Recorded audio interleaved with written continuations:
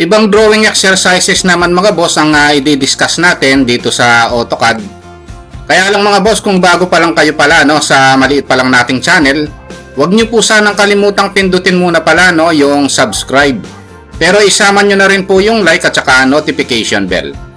Ang una natin gagawin mga boss para ma-drawing natin ng maayos ito, ang gagawin natin na i-identify natin yung mga location ng mga circle, So, una natin gagawin yung mga circle, tapos gagawin natin itong nasa perimeter na ito, So, una, yung circle na ito, dito tayo mag-uumpisa sa taas, Ang circle na ito, ang diameter niya is 10, So, circle, tapos click tayo rito, D4 diameter, 10 siya. Ngayon, ang susunod, itong circle na ito, ang radius naman niya ay 10, Circle, click tayo rito, tapos 10 yung radius, Ngayon, ito naman yung susunod, So, ang location niya magmula dito sa center ng circle na ito, 25, Yan yung distance niya, 25 mm siya, Ang unit natin is millimeter, So, ibig sabihin, magdo-draw tayo ng line dito.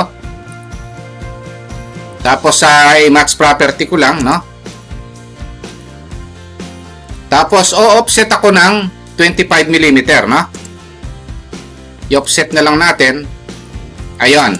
So, ito yung dimension na yung mga boss, 25 mm yan, Ngayon, ito naman, yung horizontal, ito yan, magmula rito sa baba, tapos hanggang dito, 72 mm naman, So, paano natin makukuha ito? So, ang gagawin natin, babase tayo rito, o-offset tayo ng 60 tapos 35, So, ganito yan mga boss. Magla-line ako rito. Ito, tapos ang gagawin natin, yung line na yan, i-offset natin, So, offset tayo ng 60 muna. Tapos, offset tayo ng 35 mm, So, ito yun, bali magdodraw tayo ng dimension dito para hindi tayo malito. Ito yung 60 mm at ito naman yung 35 mm, So, para hindi tayo malito, 60 and 35. Tapos, ito, ang gagawin natin dito, ito yung basihan natin. Magmula rito, ayan, 72 mm, Para makuha lang natin itong center ng circle na ito, So, offset tayo ng 72 mm magmula rito hanggang doon. So, ibig sabihin, ito na yung center niya, So, ang diameter naman niya is 20 mm, Circle, click tayo rito, D4 diameter, tatype natin yung 20 mm. Ito na yan, I-dimension muna natin ito para malinaw, makikita natin ng maayos. Ito yung 72, So, yan yung technique mga boss, para magawa natin ito. Gagawin muna natin yung mga circle sa loob, So, identify natin yung mga center line, Pero yung offset ko na muna pala, ito. Ito, ang radius niya is 16, Circle, click, tapos ang radius ay 16, Para hindi tayo malito, gagawin ko na rin yon. Tapos, saka natin gagawin ngayon, ito. Ito na, So, yan, ang distance niya magmula rito ay 29, Pero kung titingnan natin mga boss, yung crosshair pointer natin, ito, naka-align siya. Naka-align yan dito sa quadrant nitong circle na ito, So, ito yan, naka-align siya. Gagawa tayo ng line hanggang doon, So, line, naka-align siya rito hanggang dito, perpendicular, ayan, So, ito yan. Tapos, offset tayo ng 29, So, magmula rito hanggang doon, offset tayo ng 29. Ito yung 29 mm, So, i-dimension natin para hindi tayo malito. Ito yung 29 mm. Ito na yung magiging center ng circle na ito, So, click. Ito na yon para malinaw. Match properties ko muna para maayos. O, tapos ito gagawin na natin, no? Ang diameter nito ay 22, no? Circle, click, D for diameter 22. O, 22 mm yon, no? So, gawin ko na rin ito, no? Para hindi tayo malito, ang radius niyan is 19, no? C for circle, tapos click tayo rito, o type ko 19. O, ayun na yun, no? So, tapos na tayo rito, at saka ito. So, ayan yung circle na ito. So, ang gawin natin para hindi tayo malito mamaya, kasi itong mga portion na ito, hindi naman natin kailangan yan. Ang kailangan lang natin itong quadrant na ito. So, i-trim na natin, no? Para hindi tayo malito, luminis yung ginagawa natin. Ito, at saka ito, cutting edge. Trim na natin, no? Ayun, at saka ito, kailangan putulin na yan. Kailangan lang naman natin ito, no? So, yung tatlong quadrant na ito, hindi natin kailangan yan, no? So, ngayon, ang susunod na gagawin natin, ito na. Ang radius niyan is 7. So, paano natin magawa yan? Meron dito, offset distance niya na 11, no? O, offset tayo ngayon. Ang gagawin natin, pero yung offset muna pala natin ito, no, ng 48, no? So, offset tayo ng 48 para magawa na ito, no? Ito. Ayun, no? Tapos, ang gagawin natin, maglaline tayo rito. O, saka natin gagawin itong dalawang circle na ito, no? So, magmula rito hanggang doon, 11. Dito, no?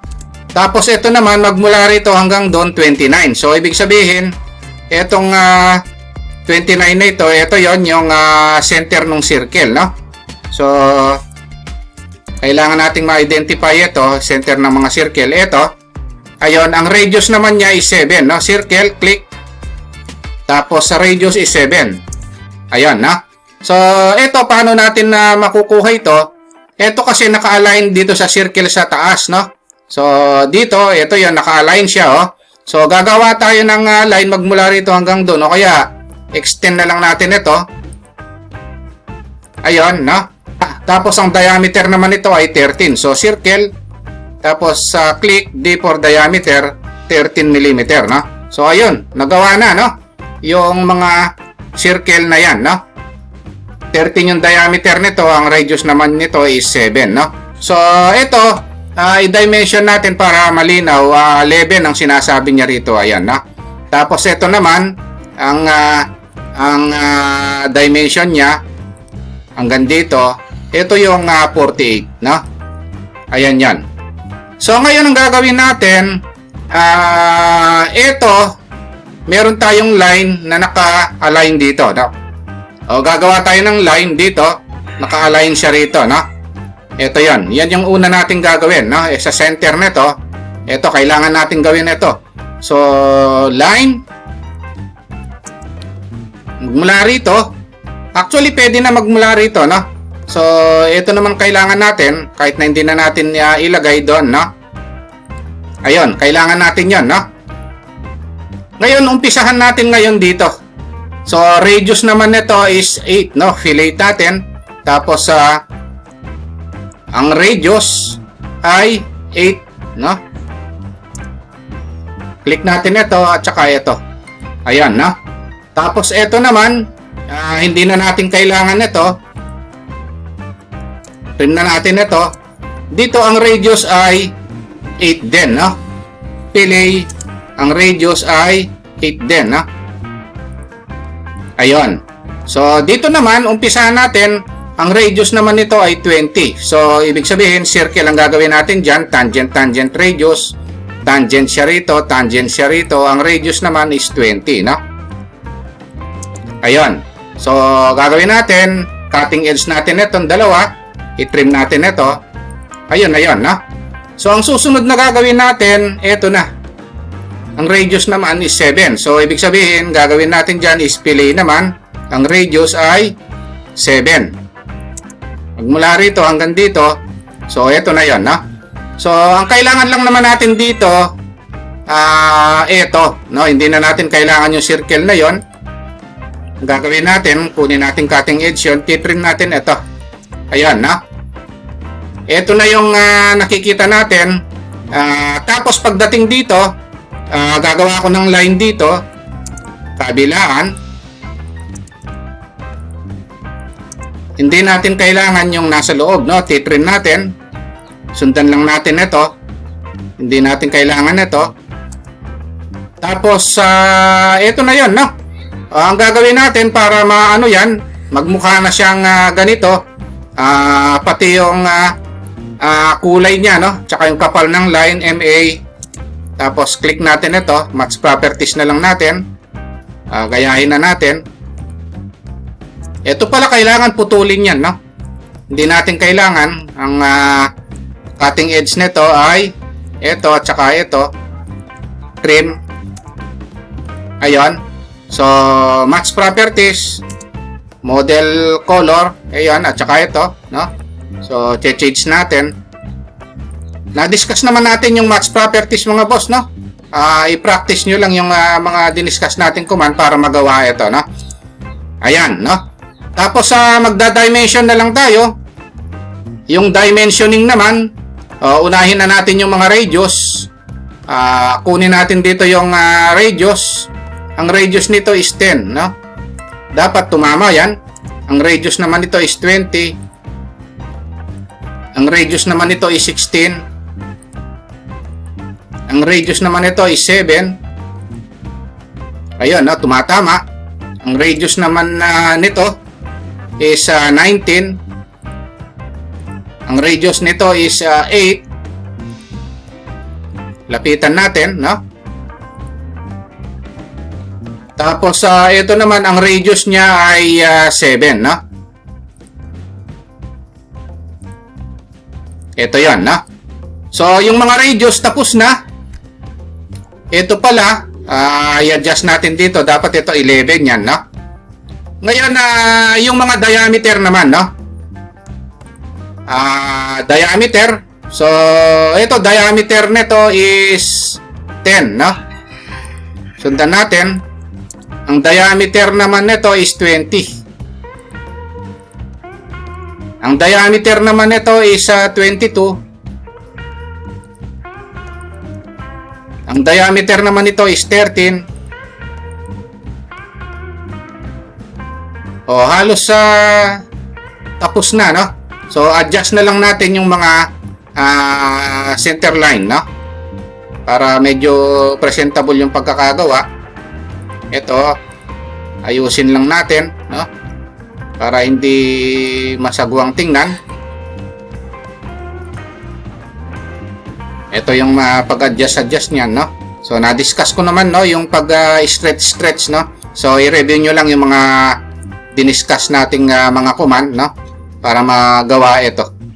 So, ito naman, kunin natin dito. Ayun, no? Tapos ito, click na lang natin. Ngayon, kung titingnan natin, ito,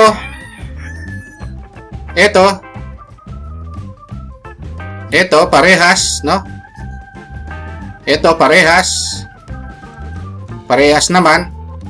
Ito, parehas. Ayun, no? Pati dimension, nakita natin parehas naman, no?